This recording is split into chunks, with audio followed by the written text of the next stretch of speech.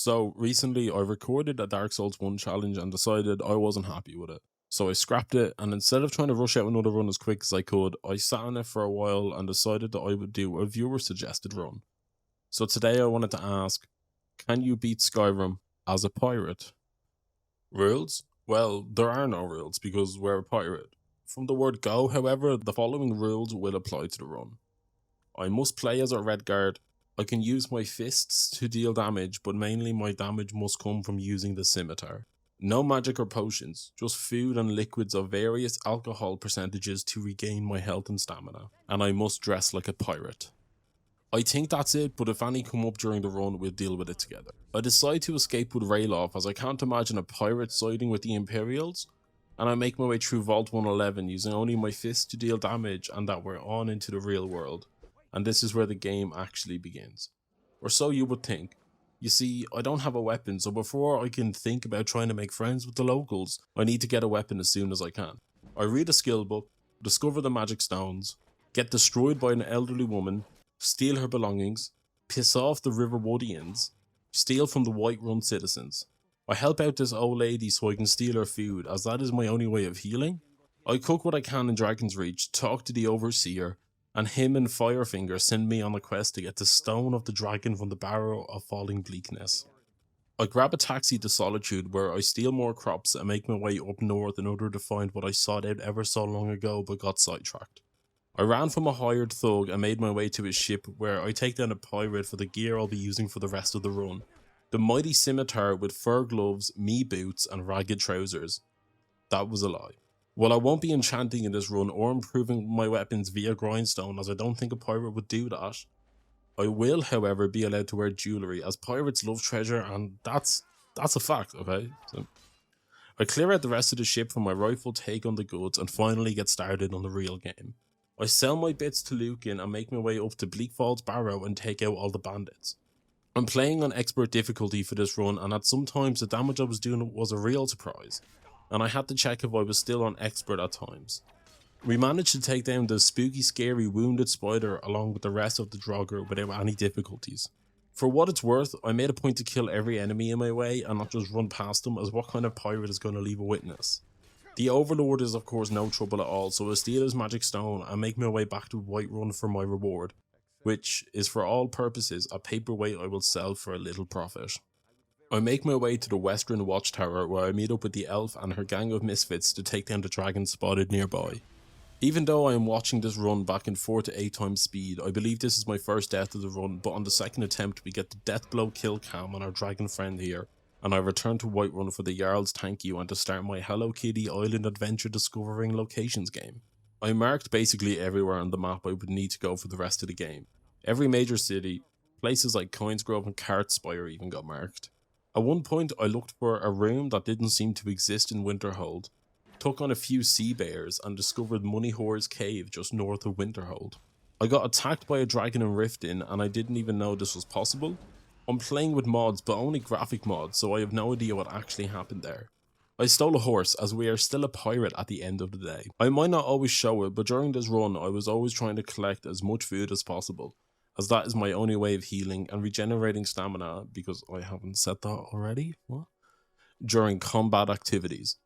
I full on sprint from Riften to Iverstead, then sprinting up the biggest mountain with the tallest towers, and after 2 attempts I managed to successfully take down the troll on the way up with a rhythm type of attack and dodge maneuver.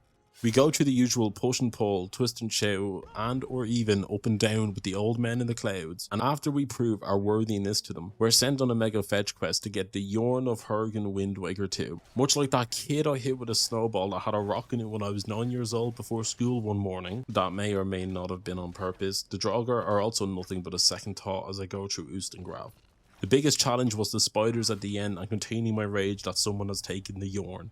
I meet up with the Aventino child to be given my contract to kill an old lady, which I do with no questions asked at all. Yes, for this run we are going through the Dark Brotherhood questline for 2 reasons.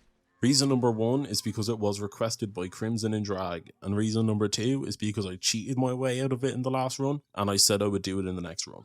I get my reward from the child, and then go back to Riverwood to meet up with the Yorn Thief and cook a bit more food. After I return the yarn to the old men in the clouds, I get shouted at for a few minutes, and this is where the real Dark Souls begins. I go back to Riverwood to sleep in my room I rented so I can get started with the Dark Brotherhood questline. I awake in a cabin that's about 7,000 feet away, or 140,000 ants in a row away. I always try to be number one pirate, so I kill each of the box colliders with dialogue, and I'm invited to join my local Dark Brotherhood club, membership fees pending. Without the help of the white blonde woman who's a part of the weird cult about me, I go to the second mandatory dragon fight against Sulcanir, and this was actually a tit of a challenge.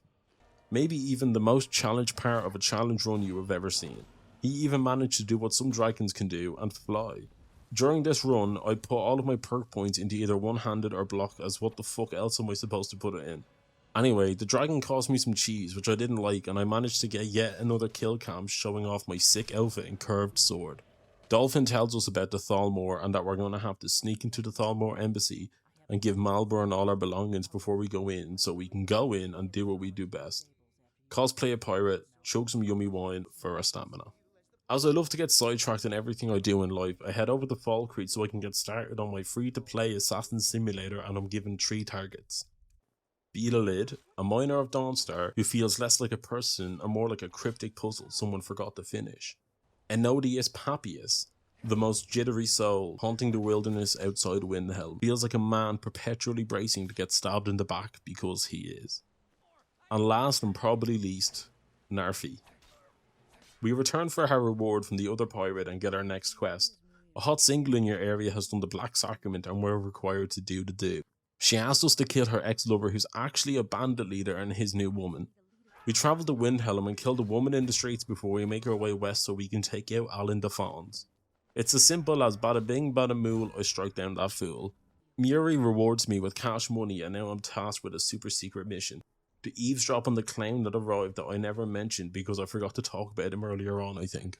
We find out that exactly like last time, we're the chosen one. We're yet again tasked with another Black Sacrament Slay Queen moment, but before I can do what has to be done, I'm stopped by Astrid as she wants none of this as she's the only Slay Queen in this sanctuary. Sent back to Pirate number 2 in defeat, I'm tasked with taking down a vampire and an orc. And yes, when I say an orc, I do mean that in a racist way. I slash kill the orc in front of everyone in Morthal and do the same to Hearn in front of his wife before I cook some cabbage soup in their home. Before I make my way back to Astrid, who starts me on my Slay Queen quest and tasks me with speaking to Amand Motier in some cave just northwest of Whiterun. Nazir gives me my pat on the head and I make my way to Amanda where he tells us we are going to kill Emperor Tits McGee II. At this stage, I strip down in solitude to give Malborn almost everything from my inventory so we can infiltrate the Thalmor embassy and find out what they know about the dragons returning. I cause a distraction and raid the kitchen for all the food I can before I grab all my gear from the chest. The Thalmor cannot withstand the power of the cheese-eating, alcohol-drinking pirate who has, for all they know, gone on a killing spree around the Commonwealth and they are but nothing but a mark on their map. We figure out the Thalmor know fuck all, so that's really useful, but they do know about Esber, the man of many game-breaking bugs. Delphine tells us to seek him out in Riften, so as I'm already wanted man there, I hit 2 birds with 1 stone. I break into the person and or animal's market stall to have everything unlocked so I can get sent down to the Rataway, so I can get the amulet evaluated to see how much it's worth so I can start my progress on killing the Emperor. Also, I find out where Esbern is, more green lizards have to die, and I save the fairy princess from the lowest dungeon in the smallest towers, and I bring him back to Riverwood to meet up with his pen pal who blocked him years ago.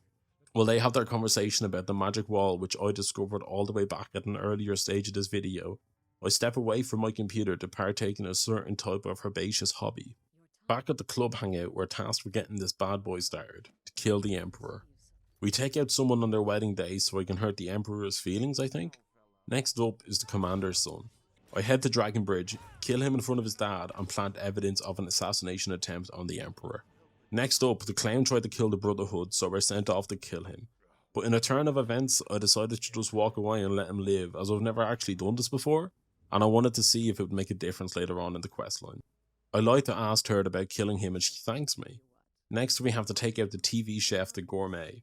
We track him down to some inn near Windhelm and slash him down with my curved sword, steal his writ of passage, and hid the body. We use the writ of passage to make believe pretend to play Chef Simulator for a few minutes with Gianna. I simulate even harder and serve my food to the Emperor.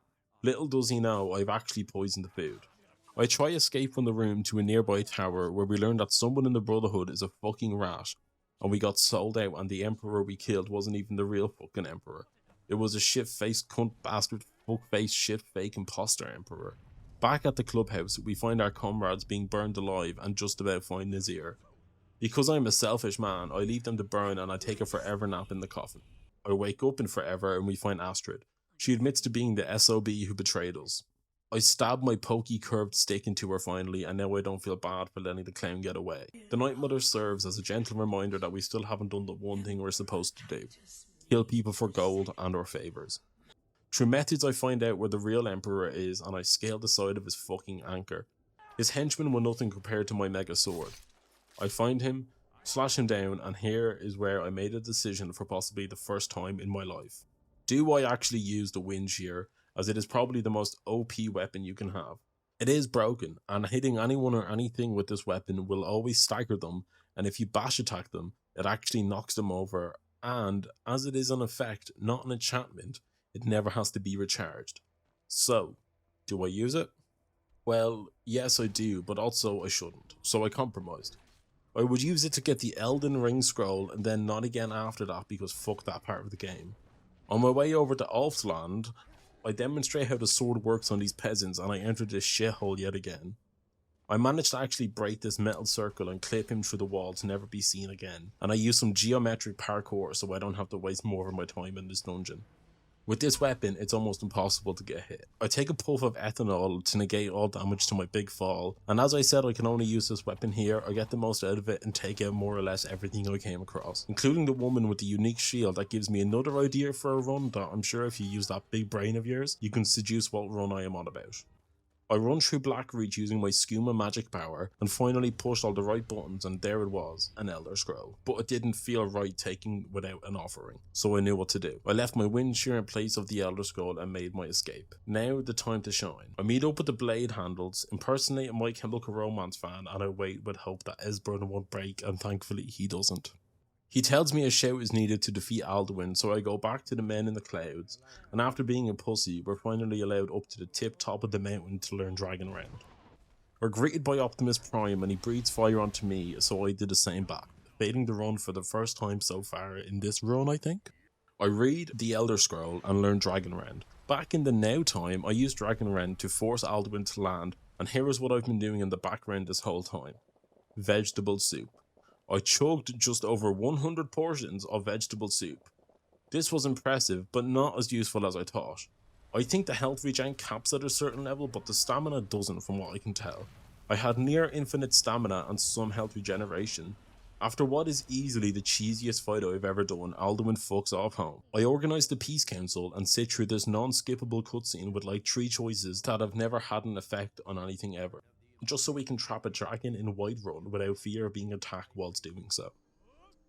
After the Peace Council, I summon a dragon to a duel in Whiterun, where I trap him, talk to him, free him, and then use him as a free taxi service so I can get to Sovngarde but without dying. I think it would have been easier to just die at this stage. In Sovngarde, I struggled with Soon at first, but on my second attempt I managed to somehow get him and also chug most of my soup.